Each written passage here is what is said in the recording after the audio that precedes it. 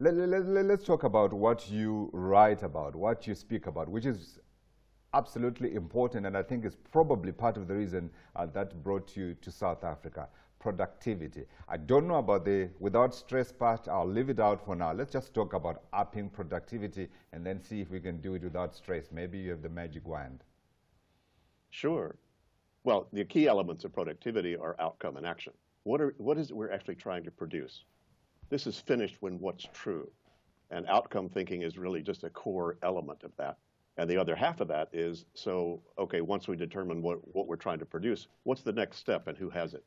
How do we allocate or reallocate our resources to actually move forward and move the needle on whatever that is?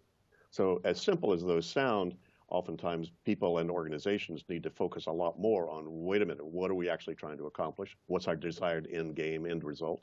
And how exactly now do we allocate or reallocate our resources? Absolutely. So those are key elements for sure.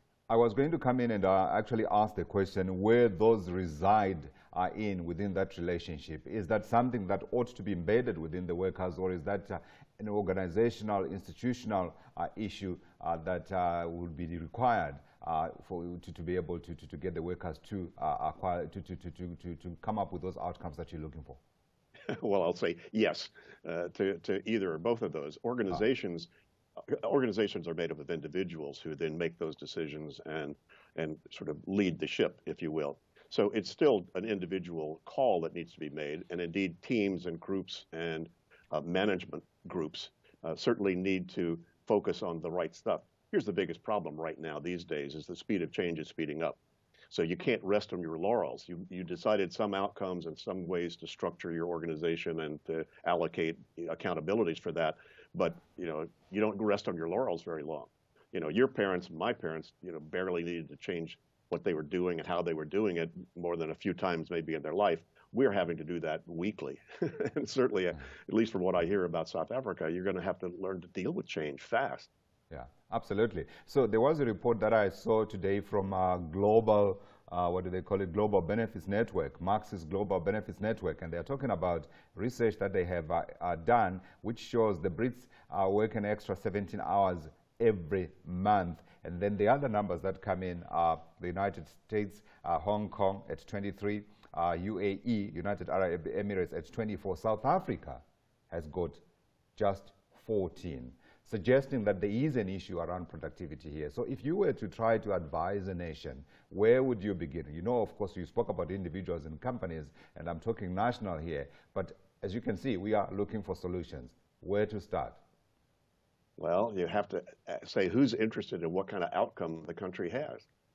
You got to come somewhere to say, well, wait a minute, where does South Africa want to be 2 years from now, 5 years from now, 10 years from now? That's what national, happens when right? you grow up?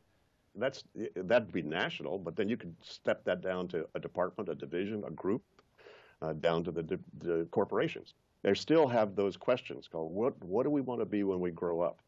And if you're still trying to chase, last year, you'll never get there.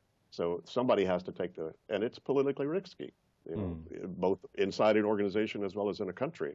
What about at the family level, David? I would imagine that would also start there, right? You teaching your kids to think about those things and actually practicing them. Sure. We're starting to teach our getting things done of the GTD, as its shorthand has it, to now kids 8, 9, and 10 years old, and they get it. As soon as the kid is old enough to understand, hey, what are we trying to accomplish with the party, with the vacation? And, well, what do you think we need to do next? As soon as they can understand that conversation, they can be trained. But you're not born doing this. They aren't either. When is that, David? Well, we've seen kids as young as 4, 5, and 6 years old start to understand those conversations and start to be involved in them quite productively. You have to step the conversation down to their level, for sure, but they still understand that. And again, Godfrey, this is not behavior. It's learned behavior. You're not born doing this.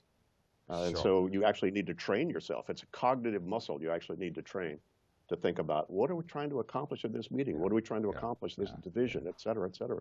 Absolutely. So who's coming to your workshops? Boy, here's the paradox.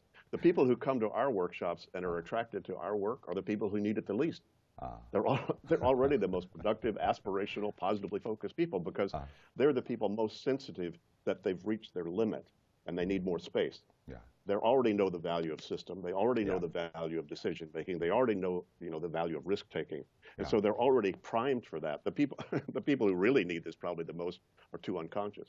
Who do you think probably needs this more than anyone else? I've got someone that well, it's an organization, it's a department that I'm going to suggest. But from your understanding of South Africa, where perhaps would be the greatest benefit be felt? Oh God, that's a good question. I really don't know. I mean, I'm certainly not an expert in in these sort of national issues and policies and politics. Yeah. But I would say that probably the lowest hanging fruit would be who is new and is respected in the country and is engaged in stuff that's new and exciting to at least a large part of the population. Yeah. And those are usually the ripest places that would start to get it. Once they get it, people around them and their peers look at it and go, gee, you guys are leaving work early. You're finishing things on time. You're looking not very stressed. How did you do that? I've got a suggestion, David. I've got a suggestion. I think you should actually be talking to the government, because we do know that there are issues in terms of getting things done here by government workers. I mean, wherever you look, be it at the border, be it at the airport, is it getting into school classrooms and trying to get the teachers to teach the total number of hours, or indeed going to a hospital and getting the nurses and doctors to come in and treat patients? Certainly there are issues to be done there. There is a client waiting for you. Okay. Oh, come on. This is not unique to South Africa. Let's talk about, I'm an American. Let's talk about the U.S. I'm living in Amsterdam now. Even the Dutch, as good and practical as they are, still have these issues. So it's universal. David, you're a diplomat. Thank you. David Allen is an author, and his book is called Getting Things Done, The Art of Stress-Free Productivity.